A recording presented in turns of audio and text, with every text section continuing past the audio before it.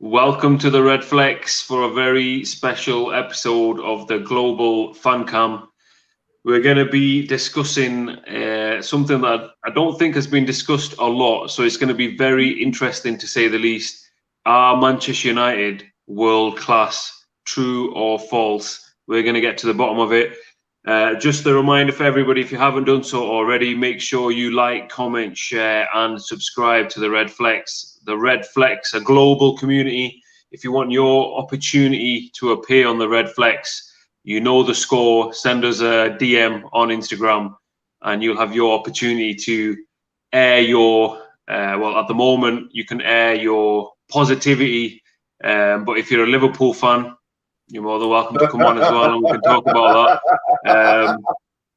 Just a reminder for everybody, we're also a score bulletin source as well. So if anybody doesn't know the score from yesterday, I'll remind everybody once again: Liverpool 0, Burnley 1. We're joined by Zoom and we're joined by Adil. What a great honor it is for me to share the screen with two fine young men, very knowledgeable about football, very knowledgeable about Manchester United. So we'll get straight into today's video. We've discussed the fact that Man United are top of the Premier League, 6 points ahead of Liverpool, currently ahead of Man City. So you could call it a mid-season review and a review of whether or not we are the real deal. So first position that I want to talk about is the goalkeeping position. So David De Gea saved our bacon many a time. I remember a game against Everton. I remember a game against Arsenal where it was save after save after save. And probably because of him, a lot of managers stayed in their job longer than they would have. Mm-hmm. But he then nearly signed for Real Madrid. He then went, you could say, through a bit of an identity crisis in terms of form, never looked like the same David De Gea. I'll go to, let's see, who wants this question first? I'll go to Adil first. Oh, fine. Is David De Gea back? Do you think he's back, Adil, to the standards he was before? I think he's getting there. I think on his day he's world class. Well, Van Gaal saved us. Was it the fax machine that broke down or something? Yeah, the fax machine broke down. Yeah, we're going to get Keylor Navas in return and some money, but I think he after that he was still really good. He did well. I think against Arsenal away at the Emirates when Lingard scored and that flick, Martial scored. I think it was that game, wasn't it? Where he's pulling off the same. I think when he signed a contract, 350 grand a week, I think his form slightly dipped, and he got a lot of criticism and from Roy Keane slating him every week. But I think he's getting up there now, and you need a top class keeper to have that challenge for the title, and I think he's getting there. I don't think Henderson's on his level. I like Romero as a backup, but De Gea's the best keeper at the club we got. And I don't know why, but I feel like the way we treated Romero is a little bit, I don't know, it doesn't sit well with me. He's on a free at the end of the season, isn't he? He's going, but I'm not convinced about Henderson. I've seen a bit of him, bits and bats, but he's not there. So you don't think he's ready to take over? No, not in a while. What do you think, Sooms? Me, in regards to Henderson or De Gea? Do you think, all right, let's put it like this way then. Is De Gea playing only for the fact that he's on 350k? No. I think in regards to De Gea's form, yes, it has dropped. Obviously, in recent games, it's coming back up. But before that, when it was dropping, you have to also look at the defence, man. Because I feel like a goalkeeper is only really as good as its defence. And especially under Mourinho, maybe during Van Gaal, our defense was always under pressure, man. I think we had the most defensive challenges in the league under Mourinho, definitely. And so obviously at some point there's going to be cracks and goals are going to go in and all that. Yes, obviously De Gea obviously is the cause of some of them. But I feel like because obviously the momentum in the team is building and we're getting more positive action out of the team, starting to believe again. I think De Gea's obviously position and obviously his form is also rising alongside that. But in regards to Henderson, yeah, I don't think he's ready to take his spot either. Needs a couple of years more training, I think, at least. Maybe next season, when obviously, hopefully it's a normal season, maybe play him in the Carabao Cup or the FA Cup and that way. And treatment of Romero, man, that didn't sit well with me also, man. I feel like Romero was a great keeper. I didn't believe in him when he signed up, but he turned up time and time again, especially in the critical moments in the Europa League and the FA Cup. You say assume that he's not ready, Henderson. He had a great season for Sheffield United. He's been picked by England, so why would you say he's not ready? He's not ready because I don't think he can command the defence. I think one issue De Gea had, especially at the start of his time when he was at United, was commanding the defence.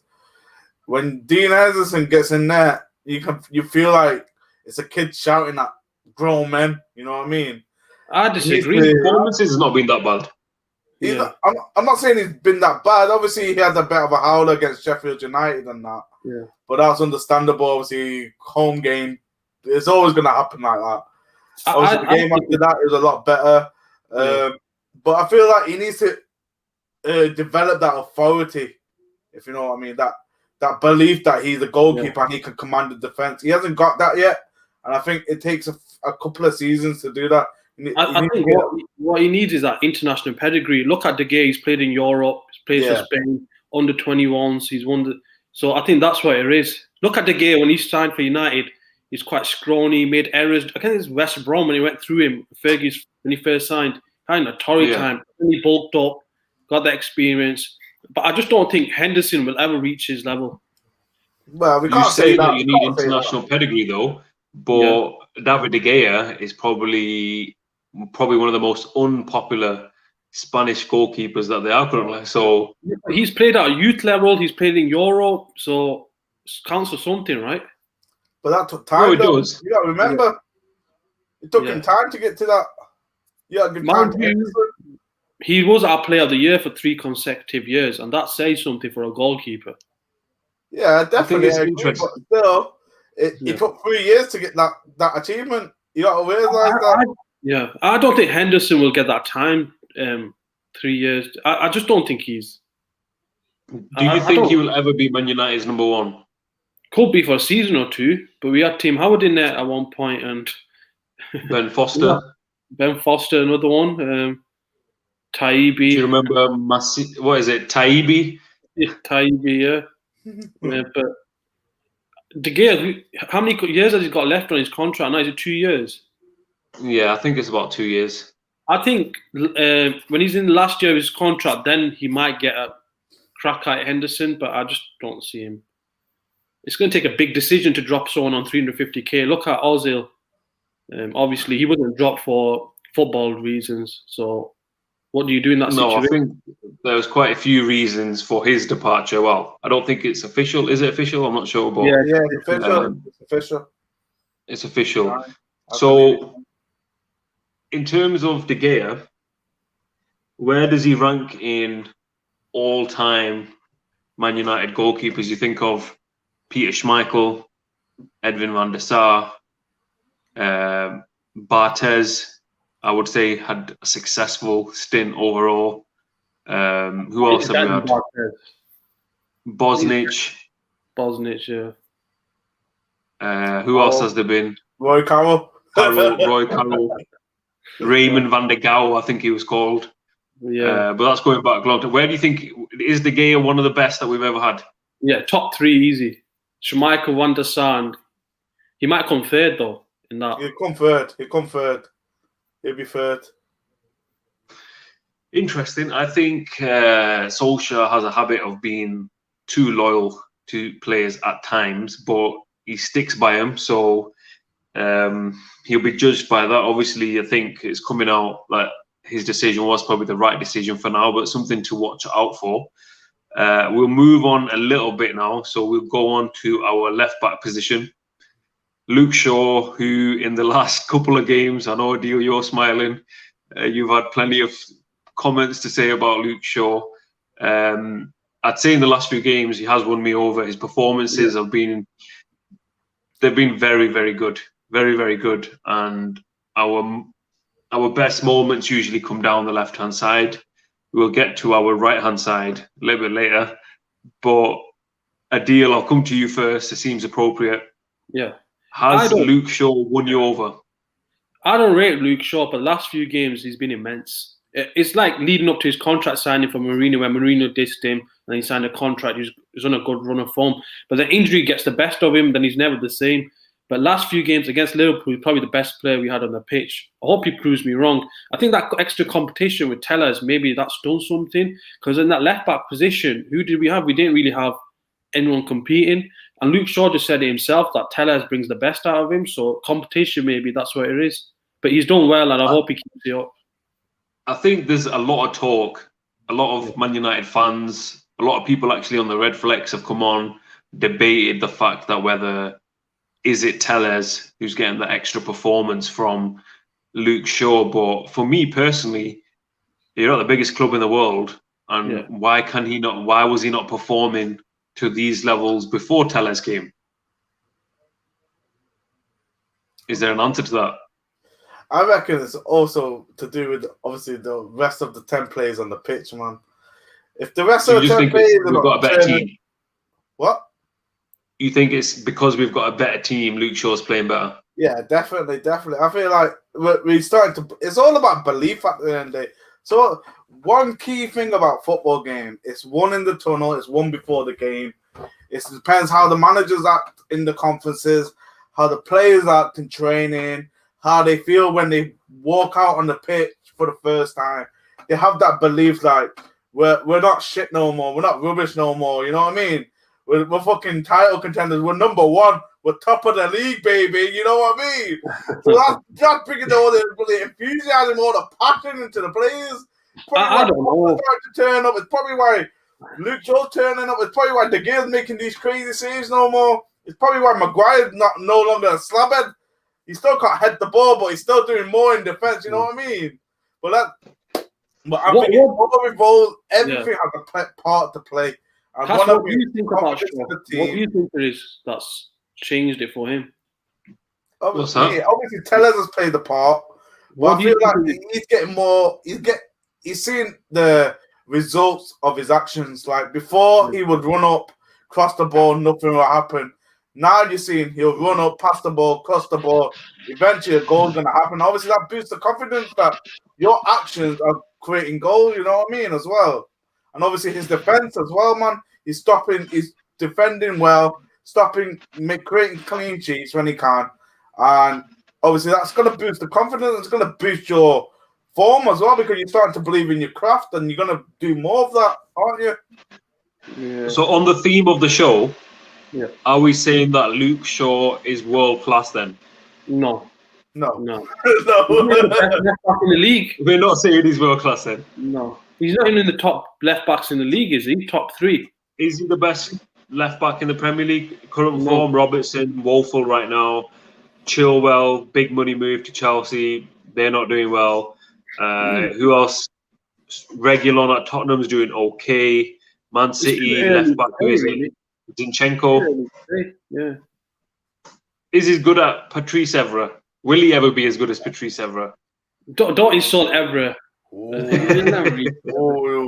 Don't disrespect Evra like that. It's a question. I'm doing my job. I'm asking the question. Evra, first 6 months, him and Vidic, they were a nightmare against Spurs. Remember the first game? Yeah, they were a nightmare. But they got the worst debut ever. But look what happened to them. But they had quality players around them, like Rio. Rio was awesome on the ball. Right back, we had Wes Brown turned up. He was good. I know he's injury prone, but you had Ronaldo there. So we don't have players like that. So times have changed. But Luke Shaw, I'm his biggest critic, but I have to say he's done really well. Like last few games, I hope he keeps it up. Okay, so we've decided, I think we're all in agreement, Luke Shaw is not world class. And that's good. It's a good start. Let's see if we can carry that on. We'll move on to our centre-back area next. Just before you go to your centre-back, I think Zaffa will say something different. about Luke Yeah, Shaw. I think he would say something different. I think he's the biggest Luke Shaw fan. I think he's got posters of him on his wall. There's other things that I want to say, but I won't because I won't. It's not the right thing to do. So we'll move on before I get tempted to say it. So Harry Maguire, massive controversy in the summer. I think it impacted him when he made the return. But for me personally, I think he's been excellent in the last couple of months, especially. His leadership, excellent. His passing, excellent. He's joined the attacks as well, which I've really liked as well in the last few games. He's not only just stayed back, he's actually making runs forward, joining the attack and being that extra person in attack, which makes it more difficult for the opposition. Adil, how impressed are you with Harry Maguire, or are you not impressed with him? He's done well. He's knuckled down. Like last season, hot and cold, going patches, done well some games. I think he's really improved his statistics, interceptions. I think he's the most commanding defender we've got. Might naturally not be the best defender we've got. Like Eric Bailly, he's a bit of a nut, but he gives it 110%. But I think he has improved the defense. Do you think he deserves to be our captain, or would you give it to Bruno? I would. But I would say I'm more of an old school guy when it comes to football, and I'm all about safety first, defensive. Solidity first. So I think it's right that a defender should be a captain. Not because I think Fernandes doesn't deserve it. I just think the centre backs are the main guy that are organising it. You know, they see everything in front of them. So it just kind of makes more sense from a footballing side of things. Soom, what do you think? I feel like it should be a defensive mid, man, to be fair. A defensive mid should be a captain, man. Roy Keane, eh? Roy Keane. Yeah, that's it, man. That's it. He commands the defense in the positions. He's supposed to defense, and he commands the attack. What more do you want? Yeah, but does it really matter, though, the captaincy, though, these days? Don't get me wrong. I feel like in the defense have their captain, which is alongside with the keeper. The midfield and attack have their captain, which is basically Fernandes, I reckon. I feel like it's more about understanding your role and understanding, obviously, the players around you, and obviously vice versa. So, obviously, when you see a team attacking and they do something wrong or they make a mistake, not necessarily the captain's telling them. It's more like the midfielders telling them what you should have done, or the striker telling the midfielder what they wanted, and that way, it's not really the captain commanding it. It's more like they're commanding it between each other, man, if you know what I mean. Okay, so bearing that in mind then, are we saying Harry Maguire is world class? No. I'm not saying he's world class. So we're going along the defence so far. Actually, we didn't mention David De Gea. Let's, in the theme of the show, David De Gea, world class. Yeah. On his day, he is. On his day. Still world class, are we saying, yeah? Yeah. I would agree with that. He is one of our world-class players, I think. So we'll move on to the next kind of issue that you could say an ongoing issue. Victor Lindelof, Eric Bailly, the debate goes on and on and on. If I be honest, he surprised me. I didn't want him to start against Liverpool, but I thought he was brilliant against Liverpool. I thought his performance was great. Lindelof. But overall, I think Maguire looks better with Bailly just because Bailly is quick. And Maguire obviously isn't the quickest. Lindelof isn't either. So Bailly gives you that little bit of flexibility in terms of getting higher up the pitch. Who would you go for? Do you think we should stick with Bailly going forwards? Seems I'll let you answer that first. I think the difference between Bailly and Lindelof is Bailly's more aggressive than Lindelof. But Bailly will always go for the challenge, whereas Lindelof will wait until the last moment. And obviously, do you think Lindelof you can bully? Can you bully Lindelof? Is it easy to bully Lindelof? It's not easy, but you can. But I think it's easy. No, it's not too easy. It's not that easy. But the thing is, if you bully Lindelof, you're losing that advantage as well, if you know what I mean. So when no, we don't. Please tell us. When Lindelof gets bullied, it adds that extra few seconds for the centre back or Aaron Wan-Bissaka to come back and cover, if you know what I mean, or even Luke Shaw to come from the other side. Whereas So you're saying it's a good thing that he gets bullied? It's not a good thing, but you can also see the benefits from it, if you know what I mean. Yeah, we don't see the benefits. I think obviously it holds up the play at the end of the day from the attacking. If you understand what I'm trying to say, and those extra few seconds allows the players out of position to get back in position. Obviously, it's not going to work every time. Probably about 7 out of 10 times it won't work. There'll be a shot or something, but allowing. So what you're saying is because Bailly doesn't get bullied, that's counterproductive. That's what you're saying. No. What I'm saying is Lindelof gets bullied and stops the play slightly, but if Bailly goes in and misses the challenge, or causes a foul, or gets carded, or let's say he misses the challenge, he gets outdone by the challenge. If he gets outdone by the challenge, that the advantage is on the attackers, if you know what I mean. And things are going to happen. Lindelof keeps the play, gives us an opportunity to retreat and come back, is what you're saying, yeah? Yeah. Whereas Bailly gives us an opportunity to cut the challenge, like cut the attack, and turn it into a counter attack, if you know what I mean. Yeah, but Bailly, you'll probably get injured doing a challenge. So, or you get sent off. That's why they play. What do you think of the Bailly or Lindelof? On his day, or just in general? In general, long term. If we want to win this Premier League title, who do we go for? Bailly gets injured. He's reckless. Does it depend on the opponent? Does it depend on the opponent then, rather than having a set? It shouldn't really be, but he's headless. No, it shouldn't. He's a headless chicken. I don't know. Them two just need to be. Look, he's gone. First season he was awesome. Under Mourinho, when he first come in, he was awesome. And then ever since then he's just been injury prone or gone downhill. He's had some good games, and obviously on Sunday we thought Angon and we wanted him to start. And there was Lindelof started, and in particular, there's one challenge he did. I think it was an interception in the box, and it was a crazy maneuver he did. It just. But with them two, look, I thought like you touched up on loyalty when Maguire was started. When he said Ole was gives too much loyalty, there's a point when Maguire was just downhill, but he never started them two. Maybe Bailly was injured, but imagine starting Bailly and Lindelof together. You never know, that might work. It could work. It could work. We've got some quick comments. Soccer as we like it, the Man United direction.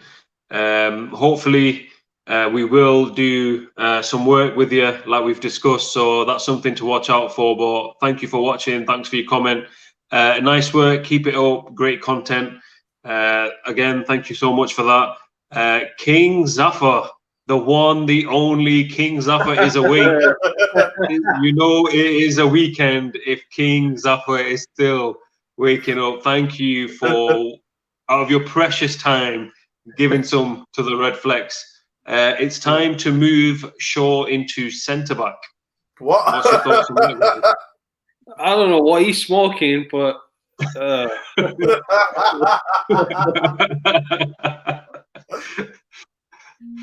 Yeah, but back on that subject, it's just question marks over both of them. I don't know.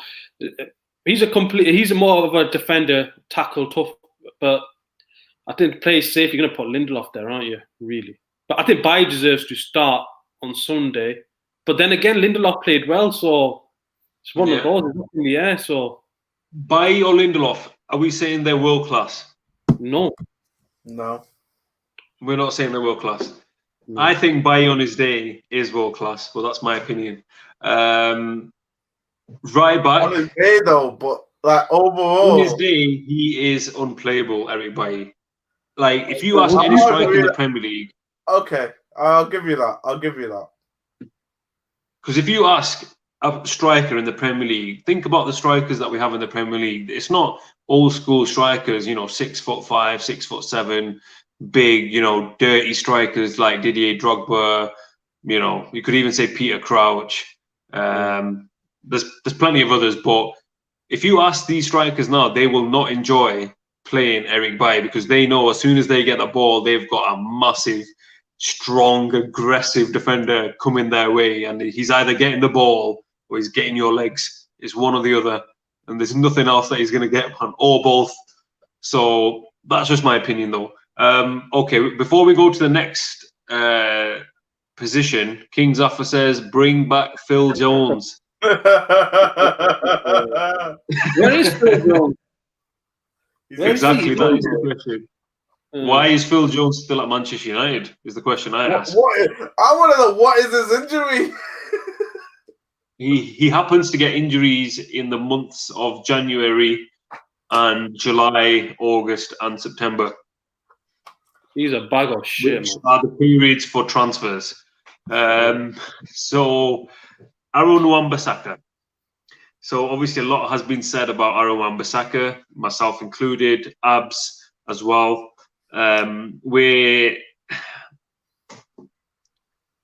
Quick comment as well, just before we go on as well. Clam Feeder, apologies if I didn't get the pronunciation correct, but he says, Bailly is fast and powerful. Absolutely agreed. Also goes on and says, Phil Jones and Mason Mount, I don't get them. I think we're all in agreement with Phil Jones. I don't watch a lot of Chelsea in close detail. Obviously, we follow their results.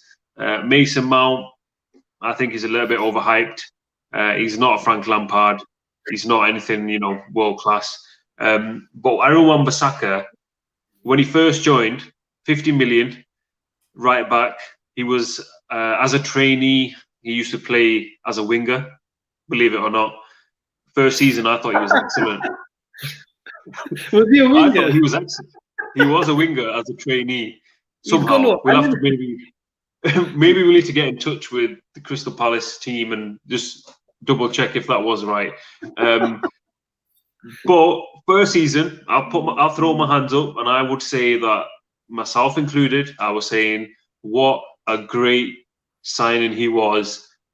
One-on-ones, he will get that ball. Basically, if you see any player in the opposition getting the ball and he's running at Aaron Wan-Bissaka, as a Man United fan, obviously yourself included, then not for 1 second are you worried, thinking there's any danger, because you know that Wan-Bissaka is going to get the ball. But this season, it's not been like that. Before I go into it, Adil, tell me what has gone wrong for Wan-Bissaka this season. Or has anything gone wrong? I don't know. Do you know, first season players, it's like promoted teams. They do well in the first season. The second season, they go on a slump. I don't know if it's that. First season, Do you think it's just a slump? Yeah, I think it's just a form. It's just temporary. I think his quality. I've seen Abs on the show, and he's not a big fan, but I think defensively he's awesome. Don't forget he's played too many games. He does need to rest, and we don't really have a right back. To give him. Who would we put in right back if he wasn't fit? We don't really have one, do we? Obviously, we've sent Dalot on loan to AC Milan.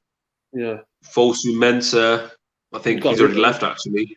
Yeah. And apart from that, I don't think we have anyone else. He's not had the proper rest, has he? Yeah. No, but rest or no rest. Yeah. As a Man United right back, should we not expect him to be a better passer, a better crosser, a better dribbler than he is? What, isn't that the modern day fullback, would you say? Because he's I wouldn't say it's a modern day football. I mean, if you go back, think of it. Yeah. Think of it, Gary Neville. I thought his crossing was unbelievable. They don't make them like them anymore. They're all attacking. Fullbacks are attacking now. You hardly see any defensive one. I think Wan-Bissaka is a bit old school. He just no nonsense defense. He can't attack to save his life. That's why I was laughing to see he was a winger. I think he's quality, but you're not going to get attacking out of him. You're not going to. Just before I go into that, we got a quick comment again. Soccer as we like it says, yes, Eric can be reckless, but he's the only one who throws his body at the ball. Absolutely agree with that. He is great in the air. Yeah, agree with that. And he gives the security to play high. Yeah, absolutely. Better football than Lindelof. I'd have to agree with that. I think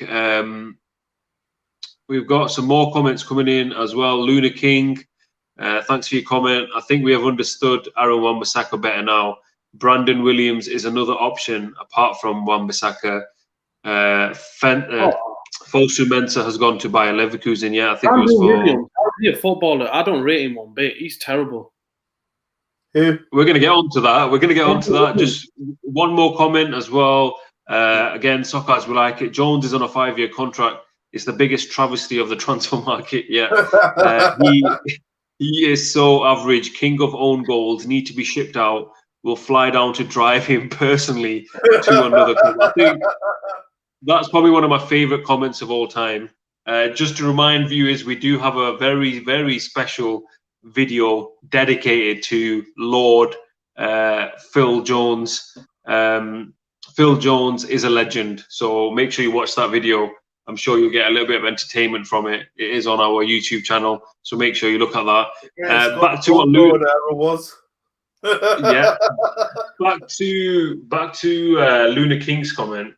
Adil, you wanted to say something about Brandon Williams. He's a joke. How's he a footballer? He's shit. He's fucking dog shit. How's he a footballer?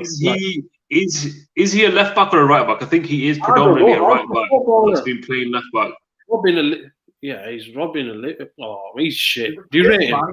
Give the kid some time. I've given him time. He's shit. I gave him 90 minutes. He's dog shit. And the thing that's so probably in Germany wanted it was Stuttgart. What? Have they been scouting him? I think Southampton wanted him in the Premier League. I think they wanted him. I think even Newcastle maybe were linked with him.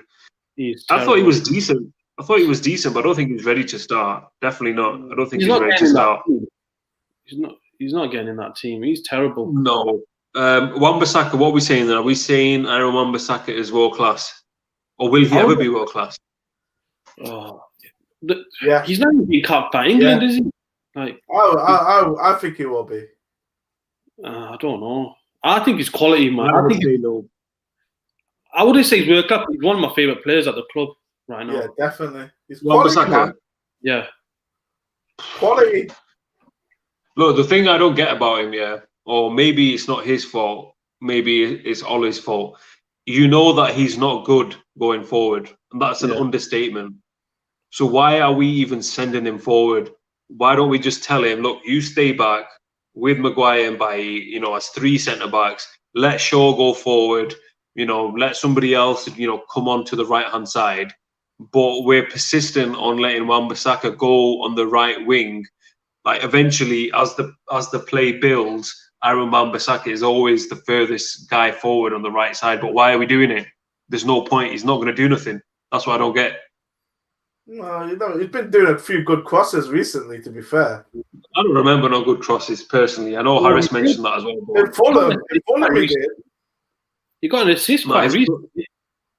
He's woeful. His crossing is woeful. We've got some more comments. Yeah.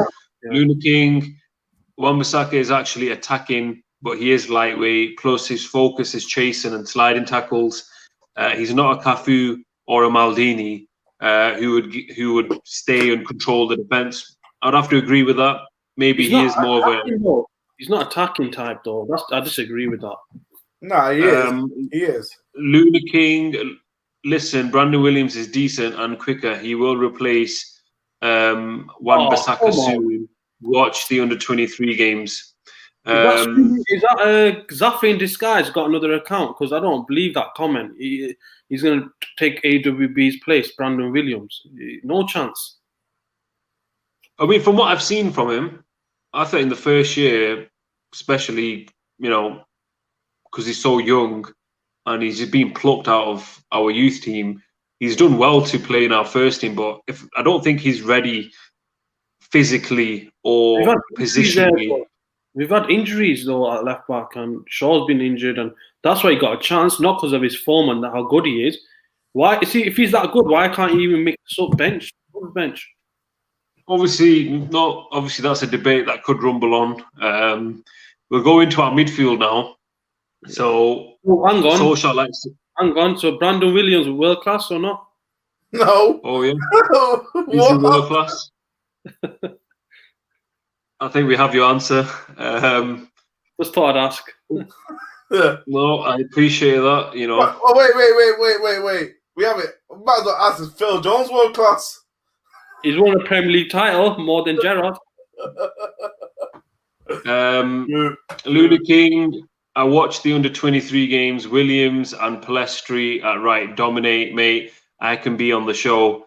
Luna King, as we've always said, the Redflex is a global community, and this is the only platform in the world where if you are sat at home or whatever you're doing, you think, you know what, I want to go on YouTube and I want to air my views about Manchester United. Look, this is the platform. Everybody and anybody is welcome on the Redflex. Man United supporters, non-Man United supporters, football watchers, non-football watchers, wrestling fans, cricket fans, you name it, come on the Redflex and we will talk and we will have a cup of tea, we'll have some biscuits and we will talk as long as you want. And the only place you can do it is the Redflex. Tell me somewhere else that you can do it. You won't be able to.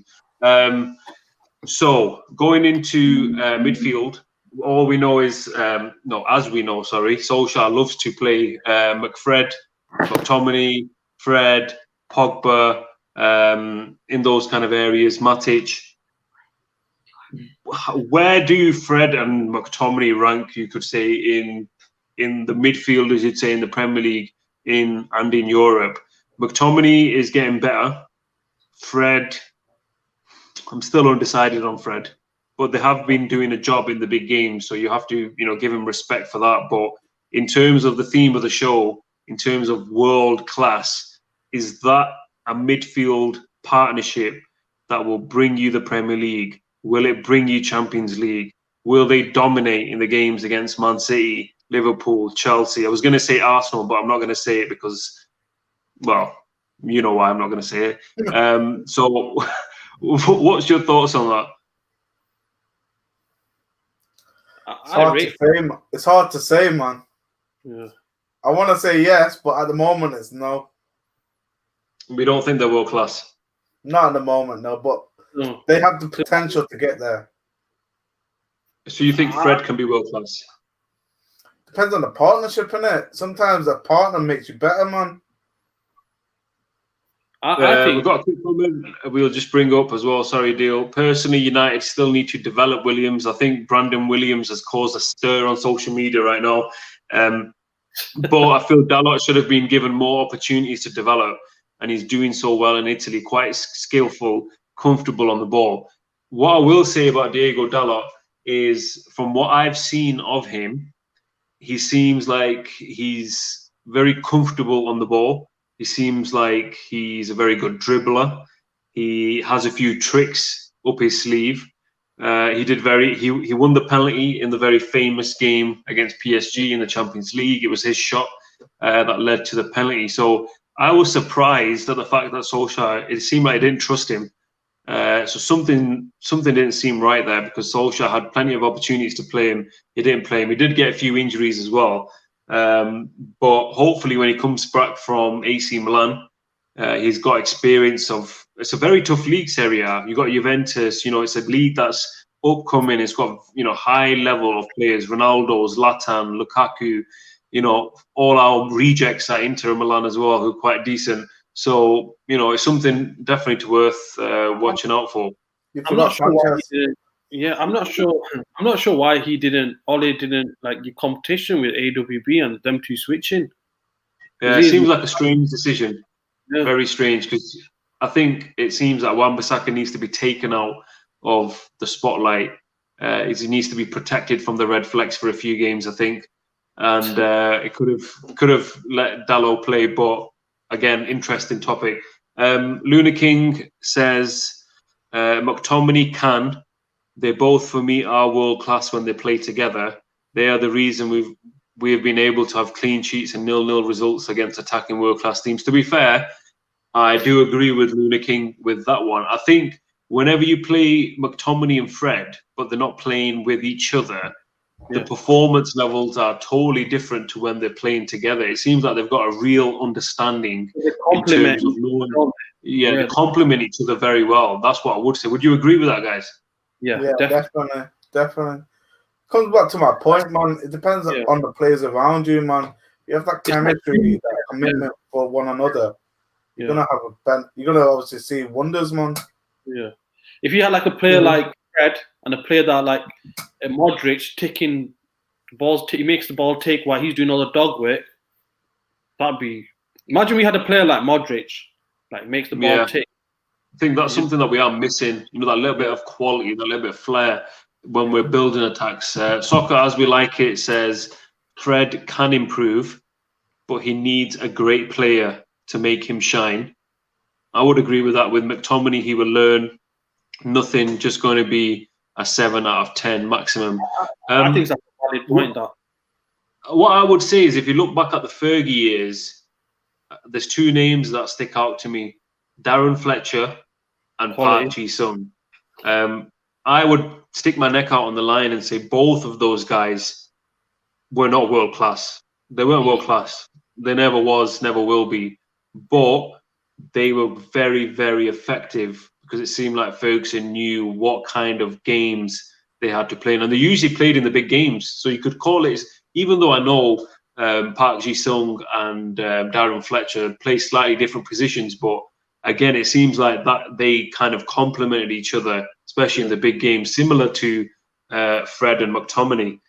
But you got to look at that team around that time. Was it 2008 where he's playing against Pirlo? You had Rio, Vidic, you had Ronaldo, Giggs. You had was it Tevez up front, Rooney? You had all them players. Look at it. So different time, different era. So, but I get what you're saying. Interesting debate though. We'll move on to Paul Pogba. Obviously, there's so much said about Paul Pogba that has, there's nothing new that we can really add about the Paul Pogba saga. But I would be interested just to know where you guys sit. If Paul Pogba carries on the way he's going, wins the Premier League, and then says, "All right, nice one, Ollie," shakes Ed Woodward's hand, gets on a plane, depending on COVID, has his test, gets on the plane, and then lands in Madrid, signs for Madrid, would we be happy with that? Like, thanks Pogba, now you can move on, or should we be fighting to keep him at Man United? I'd be happy. If we didn't win the league, I still want to get rid of him. There's just too much drama around him with his agent. We need to cash in on him in the summer, because we're going to lose that money. If we get 50, what do you think we're going to get out? We're not going to get that money back, 89 million. If we get like 40, 50 million out, I'd take that. Because of COVID, it's changed the dynamic. It's changed the market as we knew it, because before you were talking about ridiculous prices, like the Neymar transfer, Dembele, who went to Barcelona, who seems like everyone's forgotten. I think he went for 130, 140 million. So it was distorted. Like everybody even championship players were going for 25, 30 million. What about João Felix going to Atletico, man? Yeah, I think he went for 120 million euros, something like that.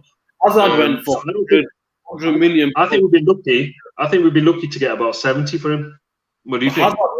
Hazard went for 100 million plus 40 million in add-on fees, and he had 1 year on his contract.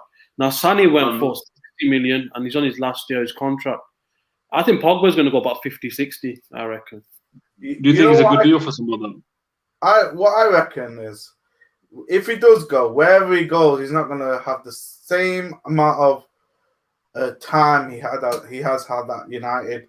If he doesn't turn up in 6 months, he's going to be slated by the fans, slated by the club.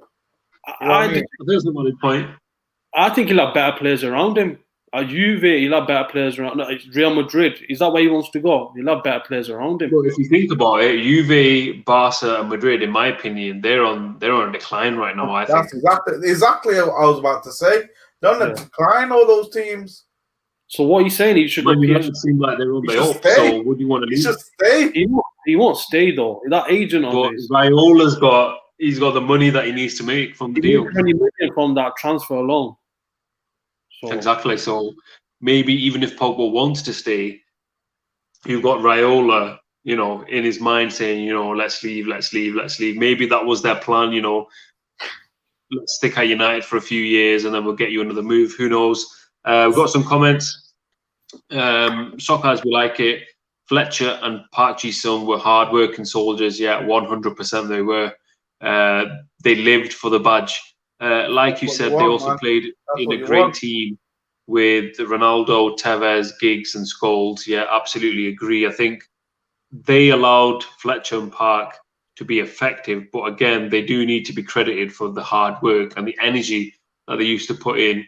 It was a little bit more than hard work and energy. It'd be a bit of a disservice just to say it was just that, but they were very, very good players, trusted by Ferguson as well. Soccer, as we like it, says Pogba has a crazy agent, but he needs to be supported by fans. I think that is something that could improve. He has buffered so much. He's suffered so much abuse from our fans and the press. Yes, he's not consistent, but there is a great player there. It's coming out. Asir Laim, again, apologies if I got that wrong. When you got Tevez, Ronaldo, Rooney, Giggs, Berbatov, or Van Persie up front, you can have Park, Fortune, or Luke Chadwick. But when you got Martial, Rashford, then world-class midfield like Pogba, Bruno can't help. That's a valid point. There's two very valid points there. We'll go with the Pogba one first. In terms of the abuse that Paul Pogba gets, I'll stick my neck on the line and say my view of Pogba has been very inconsistent, and it's probably because I have been influenced from what I read in the media, and that's probably my fault, but also the fact that this football has changed so much, I'd say in the last 10 years, where we've got more access to different opinions, and it's only natural that those opinions are going to then distort our own views. So it is important to step out of the bubble sometimes and think, what is the actual truth? The truth of the matter is with Pogba is he was a Man United player as a kid. He loved the club. He still loves the club. Does he want to go to other clubs and maybe have a better lifestyle? Maybe. Even Ronaldo wanted that. We've got to accept that as fans because that's probably best for him. So he's not doing anything that nobody else has ever done before. But the thing with that is, I think he doesn't help himself on social media. He's a social media whore. That's what he is. His agent, I can't remember what game against. Was it against City? Or he goes, he doesn't want to play for United anymore. And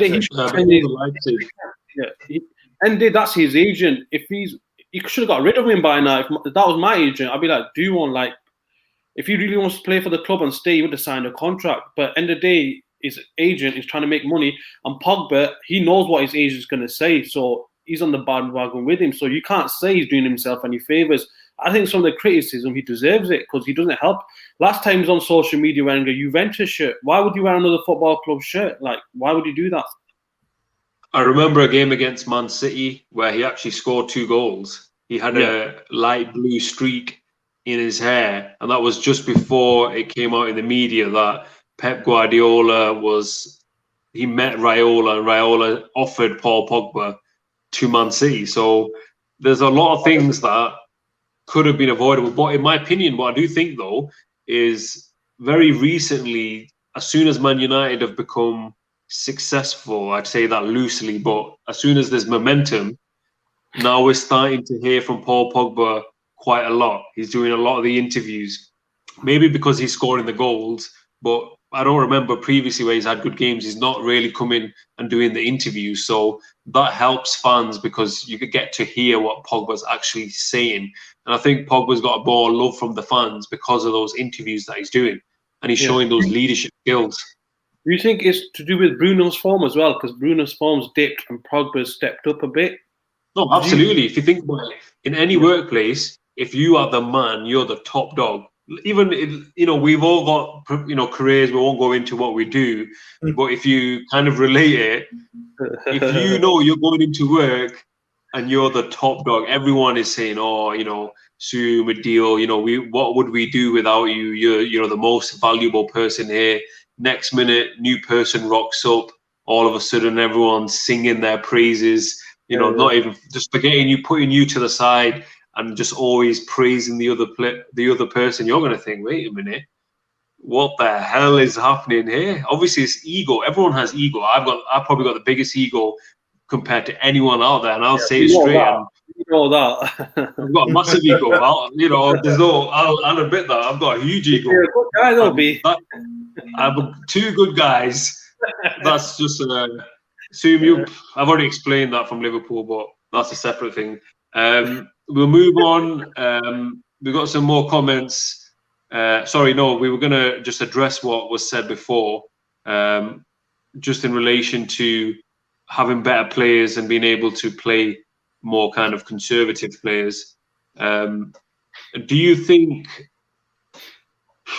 it's more difficult for Pogba? Do you think it was more difficult for Pogba and Fernandes to be as good because the rest around them are not as good? So it makes their jobs more difficult.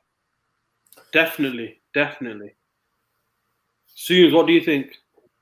I was about to answer, but then you just put it in. But yeah, it is obviously part of the parcel, man. You're only as good as your weakest link at the end of the day, man. I think obviously it takes time to learn, obviously, the ideas of one player, how they work, how they pass, how they attack. And I feel like, obviously, the dip with Fernandes is basically, I think, obviously, the opposition is starting to find him out a bit because obviously he's been here for, nearly a season now. A season now, isn't it? So in the cup, it'll be a season. So what we're saying was Paul Pogba. Sorry, Sue, go on. No, sorry. Fernandes and that. So obviously, this is the time where Fernandes needs to learn his craft for the Premier League. Obviously, his honeymoon period is gone now, and all that. And I feel like we're gonna see something new from Fernandes in the coming months, man. No, hopefully Fernandes can pick it up. Well, sorry, Diogo. Go on. I think he's the only player on our team that really makes Pogba. He's got that intelligence where he passes the ball, distributes it, but and he's got that killer pass too. But I think with the ball, he's more better. Fernandes, he can pick out a pass that other players can't do. Don't get me wrong, Pogba can do that, but he's got something else that he's really clever in the way he plays. He always finds that extra vision. Like it's like a bit like Ozil where he's finding that gap. Yeah. I think like Cantona when he lifted the club up, I think Bruno's been that type of signing. He's lifted the club up like he's just quality. You'd pick Bruno any day over Pogba. I know they're two different. If you put him in that same role, who do you think do better? Fernandes. I would say Fernandes personally. The work would be a lot more. Now look, if Pogba leaves, it's not end of the world. Bigger players have left. But do you have a ready-made player in Van de Beek there or what? Yeah, I would say he's waiting to step in. But what are we saying with Pogba? Are we saying he's world class? I think he is. He is. Of course. We're in agreement with that. We got some more comments. Asir says, whenever United are linked with Haaland, I don't know why I hear Pogba negative reports. Maybe rivals don't want Haaland at United. You can get rid of agents easily. They have image rights up to 100 million. Pogba left United for game time and came back. How can we even think he wants to leave? I think it's just the media targeting him. Fair point. Soccer, as we like, a lot of news fans don't know Beckham was the Pogba of his era. Yes, he was more consistent in great teams. However, Sir Alex Ferguson had enough. There was no social media then. David Beckham was the ultimate socialite. That's a very, very fair point. Again, I think Bruno looks a bit tired. We need to manage him well. The season is very long, but with Pogba stepping up, it is all good. Will Ole even play Van de Beek? We'll get onto that. Bruno is new. That's why he has passion to win. But imagine in 2 years' time, if we don't get world-class strikers, he would soak. That's another fair point. Pogba is maybe disgruntled from all the years of failure so far. Pogba is beyond world-class. He is legendary, as Barney Stinson would say himself. We'll move on to Bruno Fernandes very quickly. I know with the videos gone on probably a little bit longer. I know Adil may be getting a little bit of trouble from the looks of it in terms of the length that he's been on this video call. So we'll try and quicken things up. Bruno Fernandes, in my opinion, is world class. He's everything that Man United have missed in terms of on the pitch, off the pitch, in terms of being that real leader, that person that you can rely on. I think it's pretty much nonsense that the media has targeted him in terms of his dip in form. There's not one player alive in this world, maybe barring Cristiano Ronaldo or Messi, maybe even them included, that don't have little patches where they don't score or assist, but His record is unbelievable. I think since he's joined, he's got 27 goals. Maybe I think it's about 16, 17 assists. And this is a midfielder who's coming into the Premier League for the first time. The way he commands the players, the way he dominates the pitch, the way he just appears and creates space is unbelievable of what he does. I don't even think we need to discuss this, but he's world class. Yeah. I got something to say. Is he world class? Yes. But I think with Fernandes, he was like the first signing where people, well, especially I think the club was saying, okay, maybe he's here, Ole's here for the long haul, if you know what I'm trying to say. Like, so it was a signing made for long-term purposes rather than the Falcao deal and the Di Maria deals. Fernandes signing is like the first stepping stone to say Ole is a manager at United. He's no longer a caretaker, if you know what I'm trying to say. I'm not talking about the media, what the fans think. I think I'm on about what the club thinks. Like, Fernandes wouldn't have come in January if Ole was not considered to be a long-term option. They would have waited till the summer, regardless, if you know what I mean. But they allowed Ole to bring him in January. That's one key moment. Maybe they just couldn't get the deal done. Or maybe they can't get the deal done in the summer because they're not so good at getting deals done and eventually got it in January. Yeah, there's that as well. But let's just say they got it in January. They weren't too sure about Ole at summer because obviously he had that dipping performance towards the end of the season. And then obviously he just about got top 4, was it? So I believe it's something else. I think Spurs were after him around that time. United had to do something, so they put the money on the table. That's what I heard. I don't know. Luna King says something interesting. He says Bruno is a good child. He is pushing everyone. I'm not a big fan of Bruno's football ability, but I am fan of his work rate. What? Seriously? I think one thing that I would say is, I think any person that is at the top of their profession, I think they're perfectionists. So even if it's the little things, it's going to frustrate you. And you can even relate in normal, everyday life. If you're really good at something and you're really passionate about something, even if it's the slightest thing that doesn't go your way, you can become a little bit childish in terms of lashing out. When Bruno got subbed the other day, I think it was it the Fulham game or the Liverpool game? There was a little bit of edginess when he came out. I think he slapped. Was it Matic who was coming on? It was a proper aggressive slap when he was walking off. I can't remember who it was. Even on the pitch, sometimes he can get a little bit frustrated. But I think is that a bad thing? No, he's competitive. As long as it's not disrespectful, it's a good thing, I think. So. No, I'd agree with that. I think sorry, Sooms, he just says our media are so biased, it's not even funny. Bruno can be a legend, but we have to win. We have to win trophies. Bruno is a leader and passionate, hates losing. That's the caliber we need, not accepting mediocrity. Again, a very, very good point. I think it probably links into what you were going to say, Sooms.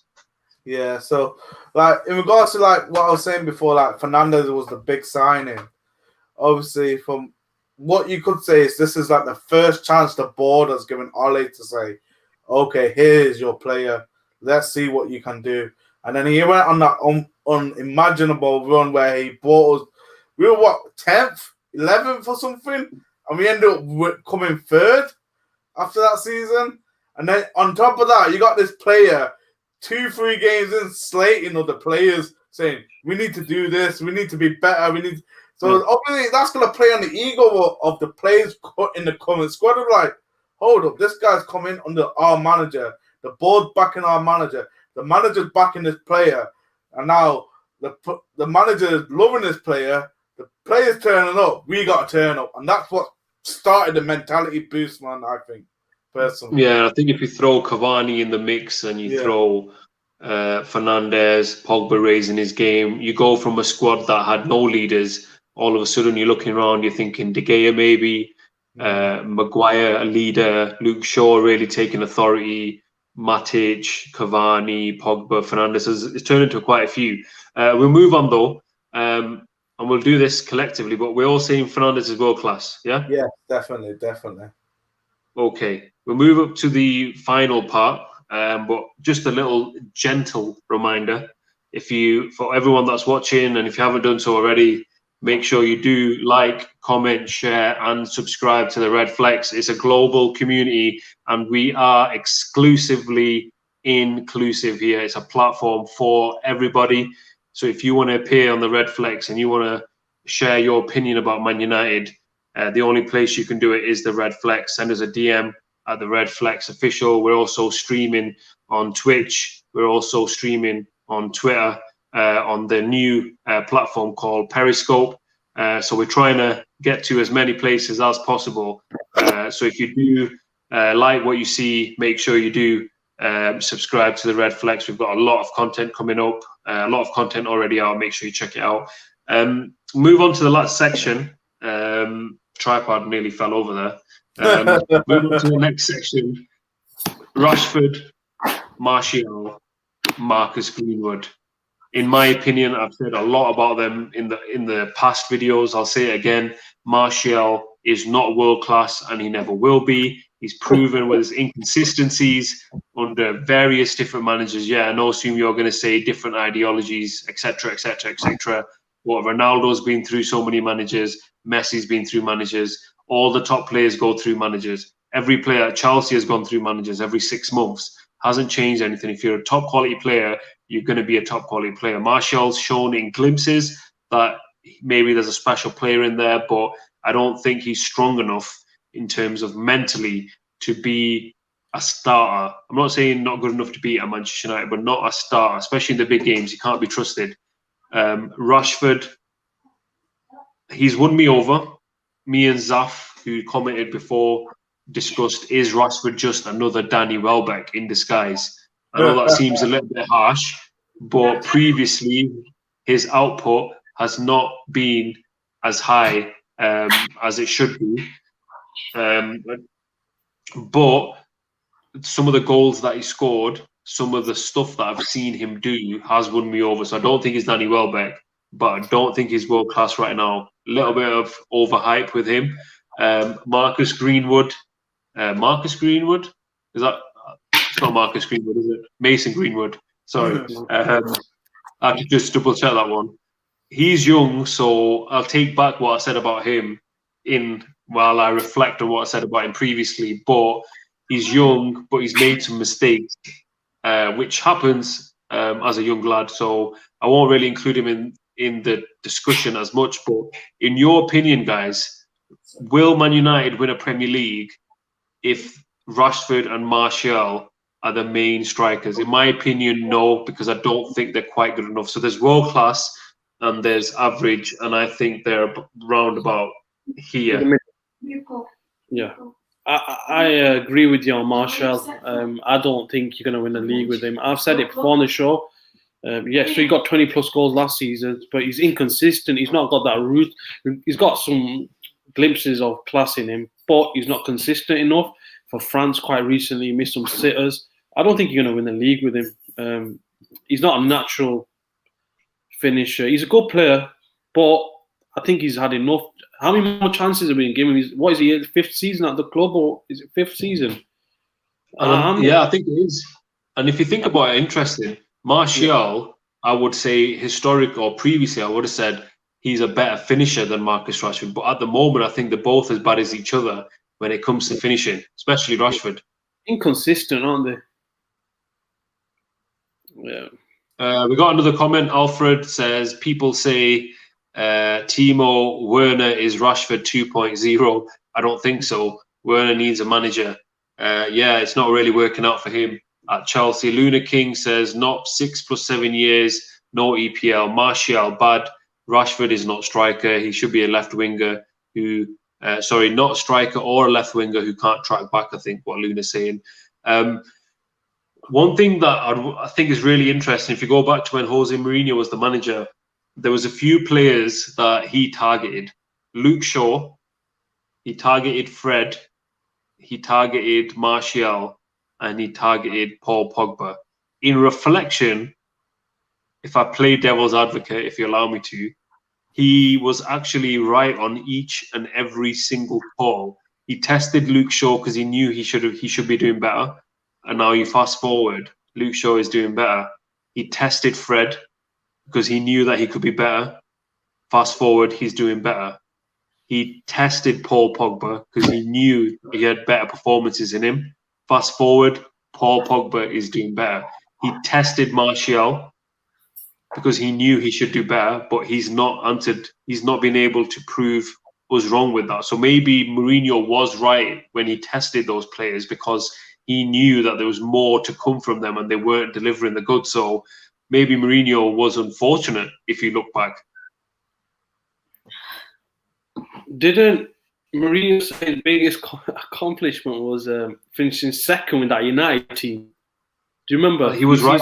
He could be right. He could be right with that one as well. I think it was a big statement there. Didn't a coach of Mourinho say if City didn't break the rules regarding financial fair play that season, United would have won the league? No, it's true. Yeah. So obviously it's well documented. Man City cheated essentially. But again, they won the Premier League, so we're not going to get into that. Luna King, Fred was Jose's favourite. He never tested him. Fred always started for Jose. If you go back to when Fred first signed for Manchester United, Mourinho in an interview was very complimentary about Fred, saying he possibly could be the midfielder that we're looking for in terms of box to box. But if you remember, in his first season, it didn't go well for Fred. Mourinho rarely picked him in the big games, and I don't think Fred played at all. Well, that's probably wrong, not at all, but he didn't play as much as he is playing now. He was definitely not trusted as much as he is now. And I think Fred is a good player, but in terms of his influence, it's definitely more than what it was before. But Mourinho was right in terms of making sure that Fred was ready for Premier League demands. Luna says it's Jose who put Fred against Pogba. I think that's in terms of playing alongside each other. Martial, Greenwood, Rashford for you guys, world class, any of them, or any potential to be world class? I think Greenwood. I'll answer it, and I think no, none of them are world class. I think Greenwood's probably the best finisher at the club. He's a natural finisher. Maybe in the long run, he might be our number 9 striker. I don't know, but that kid's got talent. But this season, just hasn't worked out for him. I would get rid of Martial. Honestly, I'd get rid of Martial. That's what You think his time needs to come to an end at Manchester United? Yeah, this season he has to go after this season. Soccer as we like it, Martial and Rash are confidence players. I would agree with that absolutely. They are confidence players. They need more support by fans. Oops. Rashford needs better decision making. Martial needs to improve his positioning in the box. They will be better. Again, I agree with that. And Edison Cavani is the biggest example. He is showing these lot what it is being a striker. I grew up watching Ruud van Nistelrooy as a striker for Manchester United.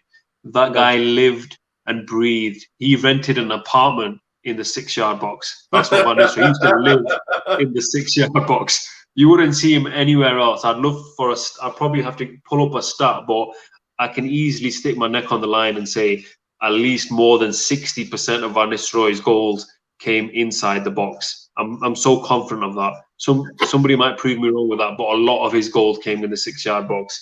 And that's what I thought a strike was all about. But obviously then it kind of changed when Mourinho came with Chelsea. He brought the 4-3-3, where the left winger and the right winger have got to contribute with a lot of goals. So it changed the role for the striker. But do you think Cavani? I think Cavani's world class. His pedigree, his dedication, his movement. Adil, would you agree? I don't think he is. You don't think he's world class? No, I don't think he's world class. I think he's a good player. He's got that experience.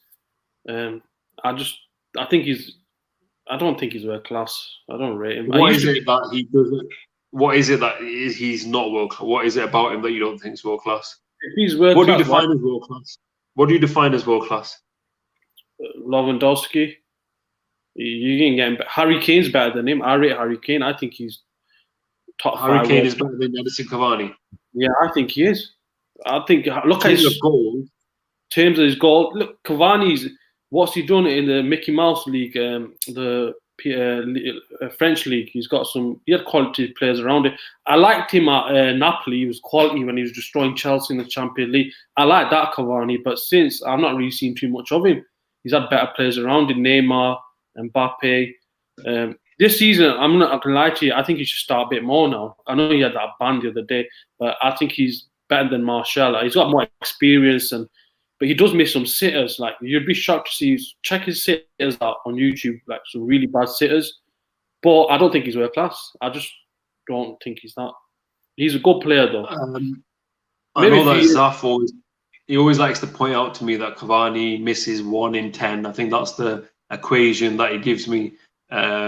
He does like to over exaggerate at times, King Zaf, but I think he's going to be a masterstroke for Man United, and it could be that his goals get us the Premier League title. Just before we finish up, got a few more comments. Luna King, better to get rid of Martial because Greenwood and Rashford have fan support.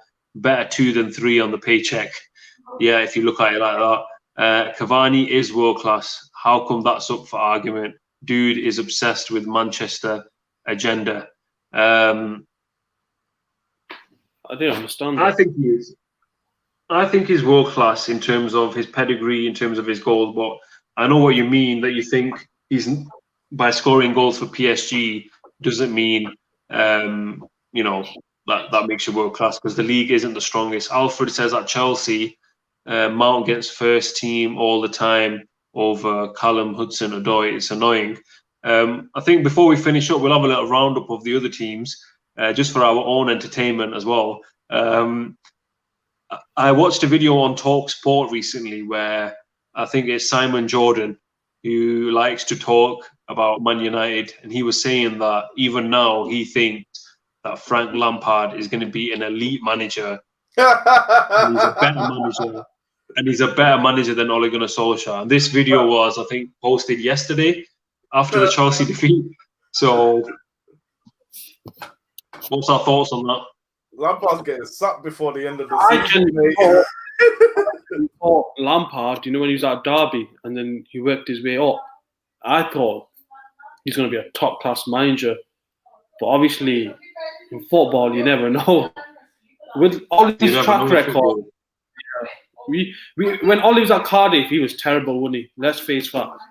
United, yeah. I've been at Ole out. I'm not going to lie to you. I've been at Ole out, but he's proving me wrong. But he still doesn't know his best 11, and that's a bit worrying at times because it keeps you on your toes. Like, look, on Sunday, we thought Baye's going to start, but he didn't. And then we thought, hang on a minute. That game was there for the taking. But it's a hard one to say. I'm sitting on the fence on that one. If I'm not going to say who's better than who, Lampard or Ole, Lampard. Ole's better than Lampard, 100%. I don't know about that one. You got to look at it. Interesting question.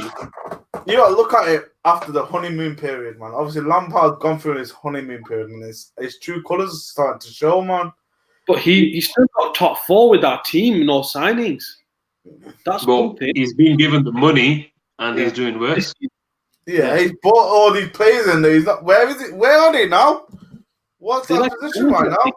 7th. I think they're 9th. Whilst you check that, back to that topic, I just looked at the stat. Nisroy had 150 goals in 219 games. Lives, breathes in a box. You're not going to get a striker like that. They don't make them strikers anymore. Quick comment. Soccer as we like it. Cavani is very experienced footballer, world class, but still in the bracket behind Ronaldo and Messi. I would agree with that. I think he's very experienced, top professional, better than what we have right now in terms of Martial and Rashford. Luna King, this dude wants Greenwood and Rashford to start because they are local lads over Cavani or someone like Haaland. He probably also wants Twanzebe as centre-back and Henderson over De Gea. I don't get that. I didn't say Dick Henderson over De Gea. You're not going. I'm not saying that. I'm just saying that Green was a natural finisher. I'm not saying Cavani's not a bad player. He's better than what we got. He's got that experience. But yeah, Tanzania, he's a good defender. Did you see him against PSG? He should be given a decent chance too. Don't you think that's fair? Like in centre back? But I wouldn't put him. Yeah. AA Cavani is on the decline, not world class anymore. There you go. I would disagree with that. I would say he's world class because I define world class as you are one of the best players in the position that you play in, and there's not as many people better than you than there is, if that makes sense. So for example, I would say Cavani is in the top 10 strikers in the world. So that automatically makes you world class because you're the best in class in your position. That's my definition of world class. I don't think you can name 10 strikers. You can't name me 10 strikers better than Cavani. When we signed Cavani, I'm sure you weren't happy with that signing, B. Remember? No. When you go back to when Cavani was announced, I said it straight. I said I was one of the first people to say that Cavani is going to be the guy that wins Man United the Premier League. Soon, if you've seen the video or not, I don't know if you can confirm or not, but I said those words. Cavani will win us the Premier League. 10 better strikers. Let's think of 10 better strikers. Lewandowski, one. Yeah, if you can name me 10 better strikers, and I say yeah, then I'll put my hands up and say that he's not world class. Harry Kane. That's 2. Just based on his goals, I'll have to say yeah, but I don't think Kane's world class in my opinion. I don't think he's world class. Aubameyang. No. No. No, B. Come on, Aubameyang. Aubameyang. If he's world class, why is Arsenal sitting at 11th or is it 10th? He's a top class striker, man. All right, we'll count Aubameyang just for the purpose because I don't think he's going to get 10. But if he does, I'm going to take him out. You had caught him from the feed. Aguero. Yeah. About 4. Yeah. No, Aguero, Aubameyang, and he said Lewandowski. Oh, and Kane. Yeah, 4. I'm thinking. Sumes, do you have any ideas? I'm thinking. Oh, you need some help. Suarez is better than him. What? Suarez? Come on, B. I don't think he's better than him. He's not the same level as him. Suarez. All right, count him. What are we on 5? 5. Yeah. Neymar, Benzema. No, I wouldn't count Neymar because he's not in the same position as Cavani. So Ibrahimovic he doesn't count. Okay, bro. Ibra is a class player, man. He's been doing it for 20 years. It's not about if they're better or worse. Jamie Vardy's better than him. Remember that. Jamie Vardy's better than him. He's underrated. No, we're not having Jamie Vardy. We're not having Jamie Vardy. Well, we class Neymar. He deserves to be there. No, Neymar's not a striker. Oh, I took Benzema. No, Benzema's not better than Cavani. I'm not having Benzema. He is. Is he world class? All right, call Benzema world class. Yo, Benzema's up there. I don't think he is. Lukaku. All right, go on. Just count Benzema. Go on. How many is that? Lukaku's better than him. You know Lukaku's better than him. He just didn't work out at United. That's 7, right? That's 8. 8. I'm getting a bit nervous. He's sweating. I'm thinking. He's on the internet. He's put top 10 strikers on Google. I know he has. I haven't. Oh, who's that guy? Oh, bloody hell. Oh, who's that guy? Played that bloody Barca. Which one? Griezmann. What? Is it Griezmann? Yes, Griezmann. No, he's not better than Cavani. He's not better than Cavani at all, man. He's not even top. I'm not having Griezmann. Of course he is. I'm not having Griezmann. He's world class. You're not having Aubameyang. You're not having Aubameyang and Griezmann. I never said Aubameyang. I said Griezmann all day, though. I said Griezmann all day. Who else? I'm thinking. Now, hang on, I'm thinking. What are we on? We're on 9. 8. 9. 8. We're on 8. We're on 9. We're on 9, yeah. Griezmann is 9. No, we're not having Griezmann. Yeah, we are. We're having Griezmann. Does Griezmann play as a striker? No, he does not. Is he a world-class striker? Yes or no? No. How's he not? How is he not? How is he He's not a striker. He's not a striker. Griezmann is not a striker. On the wings, doesn't he? Ball, yeah. He's not a striker. We've got a few suggestions here for you, but I'm not going to count them because you didn't think of them. So No, don't play up. Wait. you're on 8 as far as I know. You're on 8. What's You're that on Italian one? Haaland. Yeah, you not said Haaland. Haaland's 1. That's 9. Immobile, you think he's better right now? He's No, been bad. come on. All right. Who else? Who the hell? I can't believe we can't think of anyone. Germany's like a... can't remember. What, Lewandowski, fucking Cruz. I'll tell you. All right, look, I think Maybe you we- will have more than 10, but I still think he's world class. AA has helped you out here. He said Cristiano Ronaldo. Yeah, but he didn't play. Midfielder. Yeah, but we put him in the left wing though. We don't put him in strike. We could have just said Messi then. I don't know if you class Ronaldo. He has been playing up front for Juventus, but I think it's more left wing, really. So I don't know if you want to count him or not. Martinez at Inter Milan. I don't really rate him. I think Lukaku's better. This is what I'm saying. Cavani has to be put in the world class bracket. He's in the top 10 for his position. What about Icardi? World class, but What's that? Do you think Icardi's a good striker? But he might not be as good as him, actually. I wouldn't say he's world class. Yeah. He's good.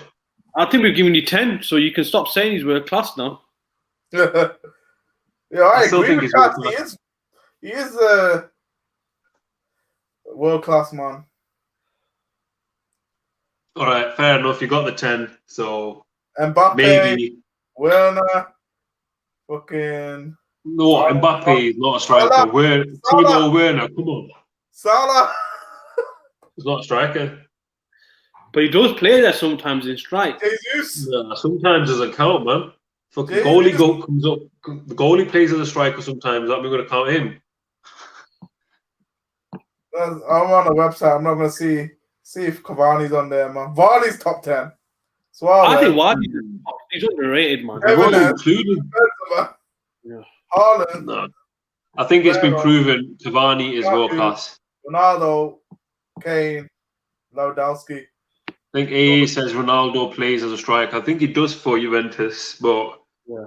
I'm not sure if that's all the time. But I might be wrong. As a on that. left winger. I've always classed him as a winger, Ronaldo, right? Because at United days, he's there only. Strike. But he's a striker, yeah, he does play in strike. Okay, then. There we go.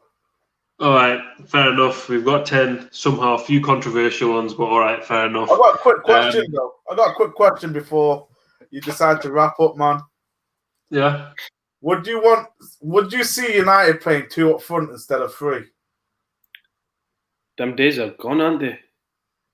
Man, I think at the moment when we don't have the ball, we do line up in a 4-4-2. If you've noticed, so when we lose the ball, Fernandez is as high as our striker, and then we have 2 banks of 4 when we're defending. So defensively, we do play 4-4-2 right now. But I know what you mean going forwards. But I think we're not. If you had 2 world-class midfielders. And I know you might say Fernandez and Pogba, but you wouldn't play Fernandez and Pogba in the centre of midfield in a 4-4-2. You'd actually need a Pogba or a Fernandez that plays alongside. What's that? a diamond? 2-1-2? I think obviously Ole he's tried a diamond, but even maybe a 4-4-1-1 back in the days, Rooney used to play in that kind of Fernandez role. Yeah, I miss the Fergie days where we used to have wingers. I don't think we actually have any proper wingers. That's the problem. Yeah. Martial, Rashford, Greenwood, Daniel James. He wanted Sancho, but I don't know what's going to happen with that. He's not really on form. He can't command 100 million. Yeah, I think we are back. We're going to be back in the market for him, but something to watch out for. But an absolute blockbuster episode at the Global Fan Cam, 1 hour 25, breaking records day by day. It's been an unbelievable debate today. We've gone through all the Man United players and discussed whether they're world class or not. We've agreed on some, disagreed on some as well. Still think Cavani's world class. I'll just throw that one in there before we finish. Thank you for everybody for tuning in. Thanks for all your comments. Make sure you subscribe to the Redflex if you did enjoy today's show. We will have more debates going forward.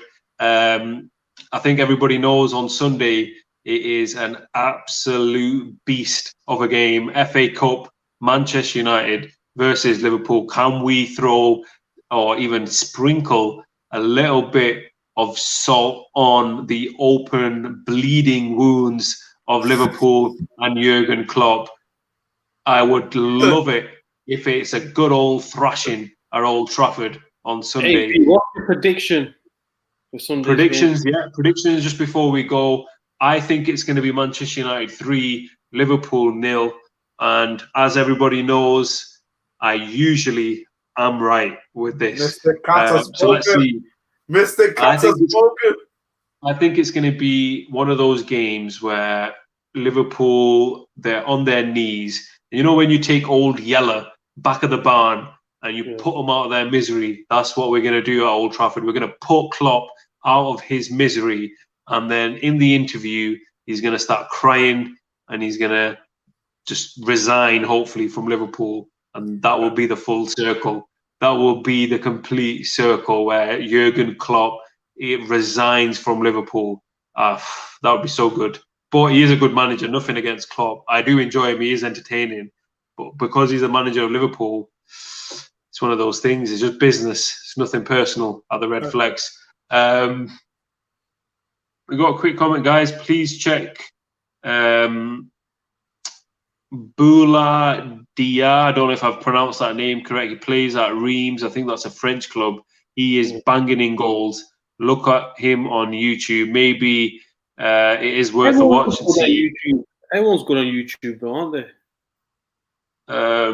Yeah, I mean, he could be a Bebe, or he could be the next bloody Sergio Aguero. Or we don't know, but it's something that we will watch. Thanks for the suggestion. Quick predictions before we go. Adil, Man United, Liverpool. I've got United winning 2-1. 2-1. You're going to give us some goal scorers if you're feeling a bit brave? Marshall, maybe, because you probably heard me slating him. Silence the critics. I think Rashford might score. I'll have a lot of explaining if them two score, but I'll be happy, don't get me wrong, if they do. Yeah. I want, obviously, the best for Man United, and if they're going to score and I get a little bit of stick for it, then so be it. Sooms, what have you got it as? I reckon 2-0.